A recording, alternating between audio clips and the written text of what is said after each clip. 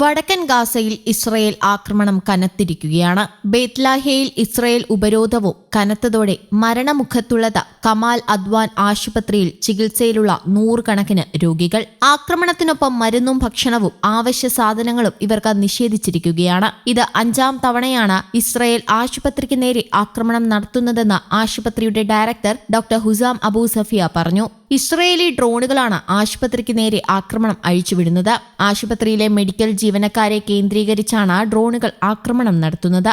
ഷാർപ്നൽ ചീളുകളടങ്ങിയ ബോംബുകളാണ് Israel പ്രയോഗിക്കുന്നതെന്നും director പറഞ്ഞു. നിരവധി ആളുകൾക്കാണ് ഷാർപ്നൽ ചീളുകളേറ്റ് പരിക്കേറ്റത്.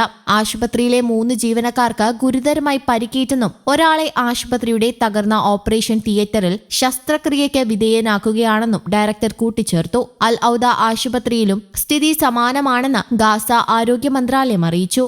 ഗാസയിൽ കഴിഞ്ഞ ദിവസം വിവിധ ആക്രമണങ്ങളിലായി 76 പേർ കൂടി കൊല്ലപ്പെട്ടിരുന്നു. മവാസി ക്യാമ്പിൽ നടന്ന ആക്രമണത്തിൽ സ്ത്രീകളും കുട്ടികളും ഉൾപ്പെടെ 20 പേരാണ് കൊല്ലപ്പെട്ടത്. ഇതിനിടെ സൈനിക നടപടി ശക്തമാക്കിയതോടെ ഹമാസ് ബന്ദിമോചനത്തിന് തയ്യാറാകാനുള്ള സാധ്യത വർദ്ധിച്ചുവെന്ന് പ്രതിരോധ മന്ത്രി ഇസ്രായേൽ കാറ്റ്സ് പറഞ്ഞു. മുമ്പൊരിക്കലുമില്ലാത്ത വിധം ബന്ദിമോചന കരാറിന് വഴിയൊരുങ്ങുന്നതായും മന്ത്രി ചൂണ്ടിക്കാട്ടി. 3 മാസങ്ങൾക്ക് മുൻപ് ഗാസയിലെ ഖാൻ യൂനിസിൽ നിന്ന് 6 ബന്ദികളുടെ മൃതദേഹങ്ങൾ ലഭിച്ചതായി ഇസ്രായേൽ സൈനിക വക്താവ് വെളിപ്പെടുത്തി. ഇവരെ ജീവനോടെ രക്ഷിക്കാൻ കഴിഞ്ഞില്ല.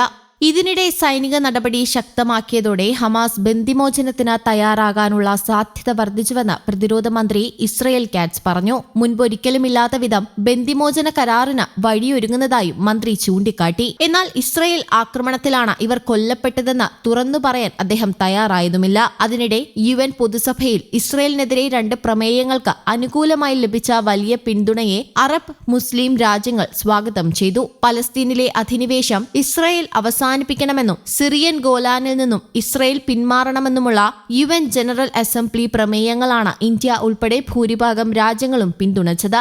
193 അംഗസഭയിൽ 157 രാജ്യങ്ങൾ പ്രമേയത്തെ അനുകൂലിച്ചു. അതേസമയം യുദ്ധക്കെടുതികൾക്കിടെ ഭക്ഷണം വാങ്ങാനുള്ള തിക്കിലും തിരക്കിലും പെട്ട ഗാസ മുനമ്പിൽ 2 പെൺകുട്ടികളും ഒരു സ്ത്രീയും മരിച്ചു. വെള്ളിയാഴ്ച ഗാസയിലെ ഒരു ബേക്കറിക്ക് മുൻപിൽ ബ്രെഡ് വാങ്ങാനുള്ള തിക്കിലും തിരക്കിലും പെട്ട ഞെരിഞ്ഞാണ് 3 പേർക്ക് ദാരുണാന്ത്യം സംഭവിച്ചത്. മേഖലയിൽ ഭക്ഷ്യക്ഷാമം രൂക്ഷമാകുന്നതിനിടയിലാണ് സംഭവം. 13ഉം 17ഉം പ്രായമുള്ള പെൺകുട്ടികളുടെയും 50 വയസ്സുള്ള സ്ത്രീയുടെയും മൃതദേഹം മധ്യ ഗാസയിലെ അൽ അക്സ മാട്രിയാർ ഹോസ്പിറ്റലിലേക്ക് കൊണ്ടുപോയി. തിക്കിലും തിരക്കിലും പെട്ട ശ്വാസം മുട്ടിയാണ് ഇവരുടെ അന്ത്യമെന്നാണ് ആരോഗ്യ വിദഗ്ധർ വിശദമാക്കിയിട്ടുള്ളത്. ഗാസയിലെ അൽബന ബേക്കറിക്ക് മുന്നിലാണ് ഒരു കഷ്ണം ബ്രെഡിന് വേണ്ടി വലിയ രീതിയിലുള്ള തിക്കും തിരക്കും അനുഭവപ്പെട്ടത്. 14 മാസത്തോളം നീണ്ട യുദ്ധത്തിനിടയിൽ ഗാസയിലേക്ക് ഭക്ഷണം എത്തുന്നത് കഴിഞ്ഞ 2 മാസങ്ങളായി ഏറ്റവും കുറഞ്ഞ അവസ്ഥയിലാണുള്ളത്. പട്ടിണി അതിരൂക്ഷമായ അവസ്ഥയിലാണ് ഗാസയിലെ ജനം. മാനുഷിക സഹായം മാത്രമാണ് ഗാസയിലെ പലസ്തീൻ സ്വദേശികൾക്ക് ഭക്ഷണത്തിന് ആശ്രയമായിട്ടുള്ളത്. കഴിഞ്ഞ ഏതാനും ദിവസങ്ങളായി ഗാസയിലെ ബേക്കറികൾ ധാന്യപ്പൊടികൾ ലഭ്യമാകാത്തതുമൂലം അടച്ചിട്ടിരിക്കുകയായിരുന്നു. ഇത്തരത്തിൽ അടച്ചിട്ട ബേക്കറികളിലൊന്ന് വീണ്ടും തുറന്നപ്പോൾ വലിയ രീതിയിലാണ് ആൾക്കൂട്ടം ഇവിടേക്കെത്തിയത്.